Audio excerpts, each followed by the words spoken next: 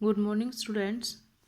आज हम 7th lesson करेंगे मैक्रो इकोनॉमिक्स का aggregate demand, aggregate supply and related concept. तो सबसे पहले आज हम देखते हैं कंसेप्ट ऑफ एग्रीगेट डिमांड कि एग्रीगेट डिमांड किसे कहते हैं।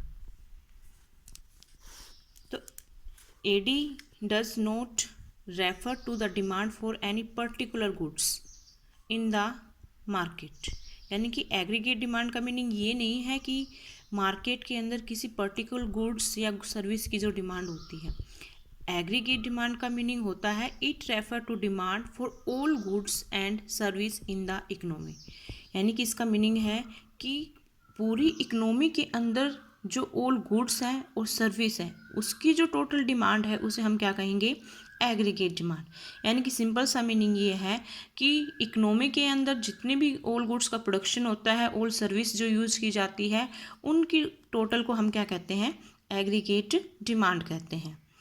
सेकंड चीज़ क्या है, AD is often measured for the period of an accounting year, यानी कि एग्रीगेट डिमांड को हम अकाउंटिंग ईयर पे मेजरमेंट करते हैं, इसलिए ये क्या होता है, एक फ्लो कंसेप्ट होता है। वैसे भी मैंने आपको बताया है कि फ्लो कंसेप्ट जो होता है वो पीरियड ऑफ टाइम के लिए होता है, यानी कि जैसे हम 1 डे पर डे, पर week, per month, per year measurement करेंगे तो वो क्या होता है, फ्लो कंसेप्ट। और यहाँ पे भी आप देखो कि एग्रीगेट डिमांड क्या है, अकाउंटिंग ईयर पे मेजरमेंट की जा रही है, इसलिए ये क्या है, एक फ्लो कंसेप्ट है।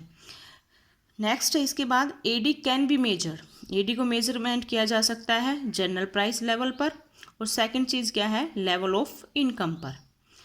जनरल प्राइस लेवल यानी कि प्राइस के इंक्रीज और डिक्रीज होने से एग्रीगेट डिमांड में क्या चेंज हो रहा है, आपको पता ही है डिमांड और प्राइस में हमेशा नेगेटिव रिलेशन होता है। सेकंड चीज़ क्या है, इनकम के साथ भी हम इसका रिलेशन देखते हैं कि कंज्यूमर की इनकम के इंक्रीज होने से और डिक्रीज होने से एग्रीगेट डिमांड में क्या चेंज आएगा। तो यहाँ पे जो है हम मैक्रो इकोनॉमिक्स में जब एग्रीगेट डिमांड की स्टडी करेंगे तो यहाँ पे हम प्राइस को लेके नहीं चलेंगे, हम इनकम के साथ इसका रिलेशन देखेंगे कि इनकम के इंक्रीज होने से और डिक्रीज होने से एग्रीगेट डिमांड में क्या चेंज आता है।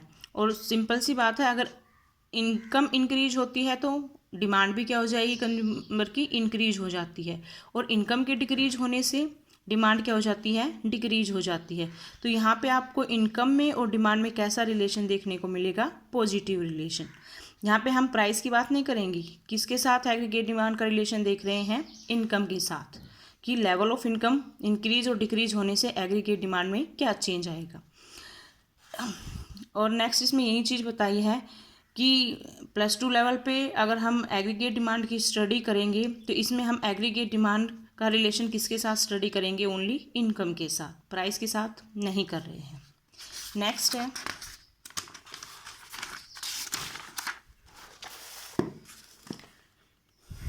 AD is measured not as the sum total of a physical quantity of goods demanded in the economy.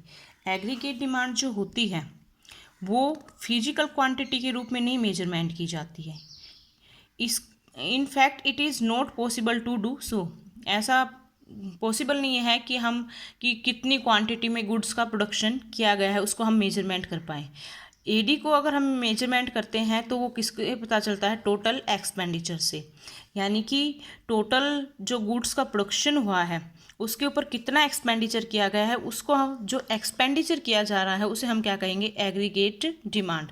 यानी कि हम यहाँ पे ये नहीं बताएंगे कि इकोनॉमी के अंदर 50 गुड्स परचेज की गई है, यहाँ पे एग्रीगेट डिमांड को बताना है तो हम ये बताएंगे कि टोटल जो गुड्स को परचेज करने के लिए मान लो कि 10,000 खर्च हुआ है या 50,000 खर्च हुआ है, जो टोटल एक्सपेंडिचर हो रहा है उसे हम क्या कहेंगे, एग्रीगेट डिमांड।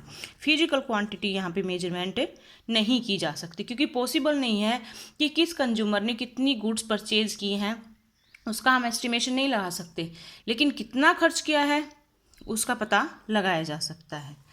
नेक्स्ट चीज़ क्या है कि aggregate demand is always expressed as what people wish to spend or what people plan to spend, यानी कि एग्रीगेट डिमांड जो होती है उसको जानने के लिए लोग कितना खर्च कर रहे हैं, कितना उन्होंने प्लान किया है खर्च करने के लिए, उसको हम क्या कहेंगे, एग्रीगेट डिमांड।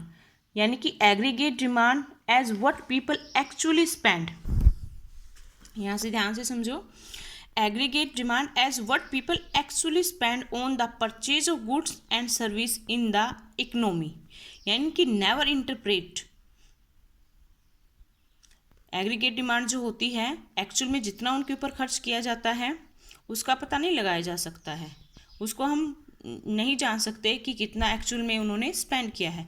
लेकिन एग्रीगेट डिमांड को जो एक्सप्रेस किया जाता है विश टू स्पेंड, यानी कि लोगों ने कितना खर्च करने की उनकी विश इच्छा है या कितना उन्होंने प्लान किया है कि हमें कितना एक्सपेंडिचर किया है, उसे हम क्या कहेंगे, एग्रीगेट डिमांड कहेंगे।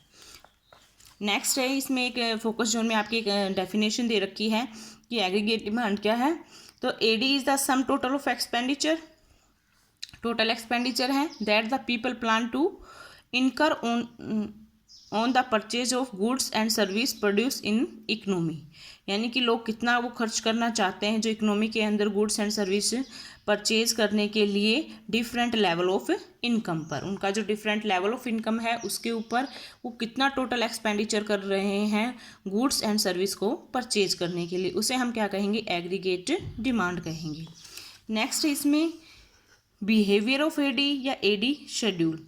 तो एडी शेड्यूल हमें क्या बताएगा कि इनकम में और एग्रीगेट डिमांड में क्या रिलेशन है, इनकम और एग्रीगेट डिमांड में क्या रिलेशन है। इसका मीनिंग ये है कि डिफरेंट लेवल जो इनकम होता है, डिफरेंट लेवल ऑफ इनकम पर लोगों ने कितनी डिमांड की है, कितना टोटल एक्सपेंडिचर जो कर रहे हैं वो उनकी क्या होती है, एग्रीगेट डिमांड होती है। ठीक है, तो यहाँ पे आप देखो कि इनकम क्या है 0, डिमांड कितनी है 30। तो इससे क्या समझ में आ रहा है कि अगर इनकम 0 होगी तब भी कुछ ना कुछ क्या किया जाता है, यहाँ पर इनकम क्या है 0 है और एग्रीगेट डिमांड कितनी है 30 है, यानी कि इनकम के 0 होने पर भी क्या की जाती है, डिमांड की जाती है, क्योंकि कोई भी कंज्यूमर होता है सर्वाइव करने के लिए उसे गुड्स एंड सर्विस परचेज करनी पड़ती है। अगर उसकी इनकम नहीं है तब भी वो क्या करता है, गुड्स एंड सर्विस को परचेज करता है। कैसे परचेज करेगा, या तो बोरोइंग्स वगैरह लेके या पास्ट की सेविंग वगैरह जो भी है उसके पास, वो उनसे क्या करेगा, उनका यूज़ करके क्या करता है, एग्रीगेट डिमांड करता है। यानी कि इनकम 0 होने पे भी क्या की जाती है, डिमांड की जाती है। और जैसे जैसे इनकम इंक्रीज हो रही है, जैसे 20, फिर 40, 60, 80, 100, 120, उसके बाद आप देखोगे कि साथ साथ जो है एग्रीगेट डिमांड भी क्या होती जा रही है, इंक्रीज होती जा रही है। जैसे पहले 30 थी, फिर 35, 40, 45, 50, 55 और 60। तो इनकम के इंक्रीज होने के साथ साथ क्या हो जाता है, एग्रीगेट डिमांड इंक्रीज होती जाती है। लेकिन आप ये देखोगे कि जहाँ पे इनकम 40 है वहाँ पे एग्रीगेट डिमांड क्या है, 40 है।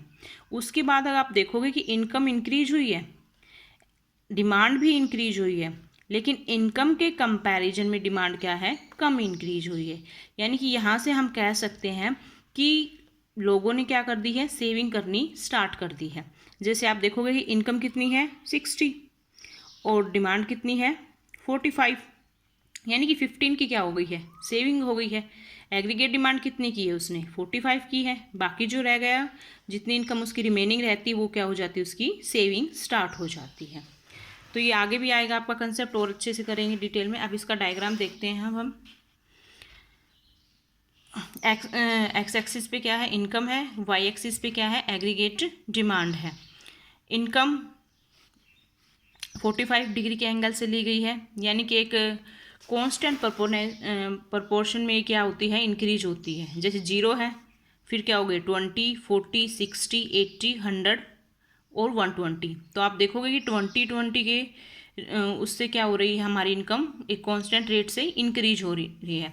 तो स्टार्टिंग से हम 0, उसके अकॉर्डिंग अगर कांस्टेंट रेट से इंक्रीज होगी तो 45 के डिग्री के एंगल से हमारी क्या होगी, इनकम लाइन बन जाएगी। एग्रीगेट डिमांड हमने जैसे टेबल में देखा, जब इनकम 0 होती है तो एग्रीगेट डिमांड कितनी थी, 30 थी, और उसके बाद 35, 40, 45, 50। तो एक कांस्टेंट रेट से ही हमारे क्या है, एग्रीगेट डिमांड इंक्रीज होती है। ये हमारी एग्रीगेट डिमांड को शो कर रही है। यहाँ पे है C+I, यानी कि एग्रीगेट डिमांड में क्या इंक्लूड होता है, कंजप्शन प्लस में इन्वेस्टमेंट। यानी कंजप्शन एक्सपेंडिचर और प्लस में इन्वेस्टमेंट एक्सपेंडिचर।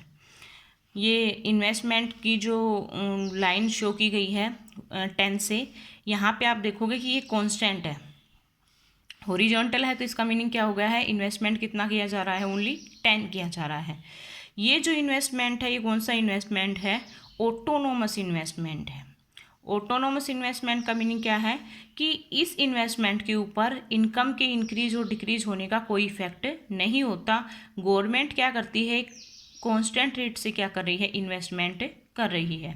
यानी कि इनकम ज़्यादा हो या कम हो, इन्वेस्टमेंट में कोई चेंज नहीं आता। दो तरह का इन्वेस्टमेंट होता है, एक होता है ऑटोनोमस इन्वेस्टमेंट और दूसरा